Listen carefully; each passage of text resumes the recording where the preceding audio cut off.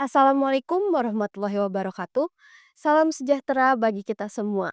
Pernahkah kalian bertanya-tanya mengapa korupsi ini bisa terjadi dan terus berulang? Kali ini kita akan membahas tentang faktor-faktor utama penyebab korupsi. Yuk kita mulai.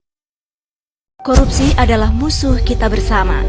Ibarat virus, korupsi juga tersebar di mana-mana.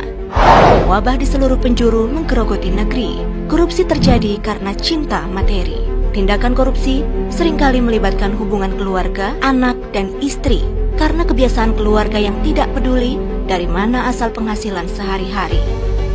Karena itu, keluarga punya pengaruh besar untuk mencegah korupsi dari akar. Di balik keluarga yang terhormat, ada anggota keluarga yang hebat, yang selalu mengingatkan sumber pendapatan dan menjaga makna kebahagiaan dengan kesederhanaan. Jangan sampai terlambat hingga semuanya menjadi kiamat. Ditangkap penegak hukum, penghuni rumah tahanan bertahun-tahun tidak pulang. Melihat keluarga dari kejauhan, rasa sesal yang berkepanjangan. Karena itu, mulai cegah korupsi sejak dini dari rumah kita sendiri. Kita bisa mencegah korupsi dari keluarga kita sendiri.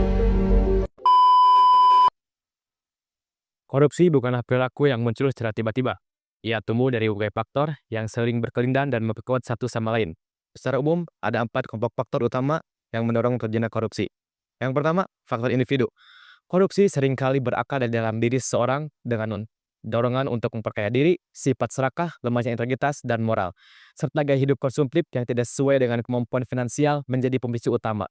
Ketika seorang tidak mampu mengendalikan hidup pribadinya, korupsi menjadi jalan pintas yang dianggapnya mudah. Baik, yang kedua ada faktor struktur dan sistem. Lingkungan birokrasi yang lemah dalam pengawasan, sistem hukum yang tidak tegas, serta adanya celah atau ambiguitas dalam regulasi pemerintahan membuka peluang bagi praktik korupsi. Ketika sistem tidak mampu menciptakan kontrol dan sanksi yang efektif, pelaku korupsi merasa aman dari resiko hukum. Yang ketiga ada faktor sosial budaya. Di banyak tempat, korupsi sudah dianggap hal yang lumrah. Budaya permisif dan anggapan seperti semua orang juga melakukannya membuat masyarakat cenderung menormalisasi tindakan korupsi. Nilai-nilai ini menyuburkan pembenaran sosial hingga sulit membedakan mana yang etis dan mana yang melanggar. Dan yang keempat, ada faktor ekonomi. Ketimpangan ekonomi, kesenjangan sosial, dan tekanan kebutuhan hidup membuat sebagian orang merasa terpaksa melakukan korupsi. Dalam kondisi tertentu, mereka memandang korupsi sebagai satu cara untuk bertahan atau meningkatkan taraf hidup. Keempat faktor ini tidak berdiri sendiri. Mereka saling mempengaruhi dan memperkuat, menciptakan ekosistem yang subur bagi tumbuhnya korupsi di berbagai sektor kehidupan. Maka, upaya pemberantasan korupsi harus menyebar ke akar persoalan dan berbagai sisi. Pribadi, sistem, budaya, dan ekonomi. Sekian.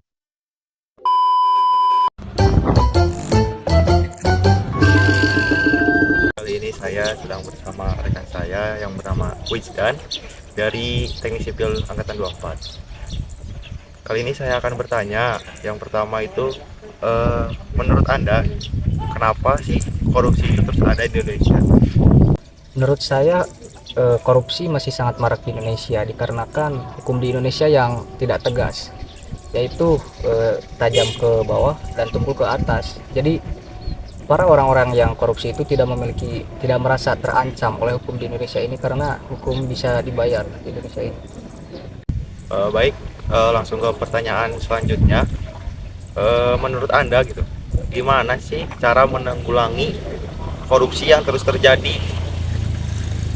Jika menurut saya solusi jangka panjangnya ialah kita melakukan pendidikan anti korupsi dari sejak usia dini.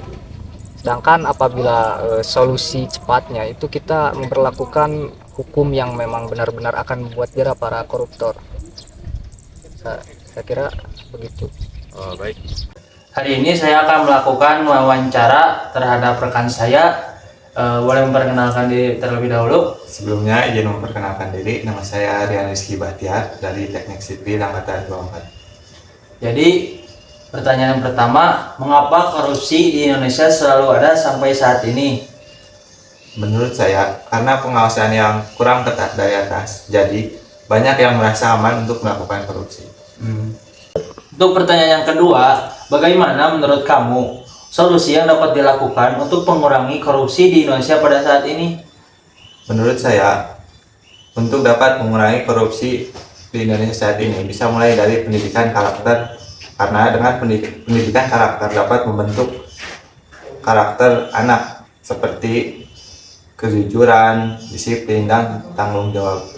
Assalamualaikum warahmatullahi wabarakatuh. Selamat malam teman-teman semuanya. Sebelumnya perkenalkan, nama saya Parinova Ajis dengan ujung NPM 021. Di sini saya bersama rekan saya yang bernama saya akan melakukan sedikit wawancara. Mungkin kita langsung saja ke pertanyaan yang pertama. Pertanyaan pertama, menurut Anda, kenapa sih korupsi bisa terus ada di Indonesia? Karena di Indonesia dari kecil kita sudah diajari korupsi, terutama hal-hal kecil lah. Contohnya seperti kita saat disuruh beli buku dari sekolah, terus ngaku ke orang tua 50.000 padahal bukunya 20.000, itu kan korupsi. Jadi hal-hal kecil itu menjadi besar. Nah itu sih. Baik, apakah cukup? Cukup. Kita lanjut ke pertanyaan kedua. Kalau menurut Anda, apa solusi sederhana untuk mengurangi korupsi yang ada di Indonesia? Ya dari kecil kita harus diajari untuk tidak korupsi, karena pendidikan dari kecil itu, pendidikan paling krusial itu pendidikan pas kita kecil. Jadi ya dari kecil itu, pendidikan dari kecil itu, jadi kita tuh sampai dewasa pun itu tuh perlakuan pas kecil itu sampai dewasa gitu. Korupsi adalah penyakit bangsa yang hanya bisa disembuhkan oleh kesadaran kolektif dan tindakan nyata.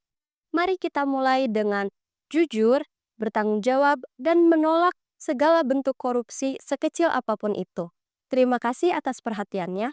Mohon maaf apabila ada kesalahan. Wassalamualaikum warahmatullahi wabarakatuh.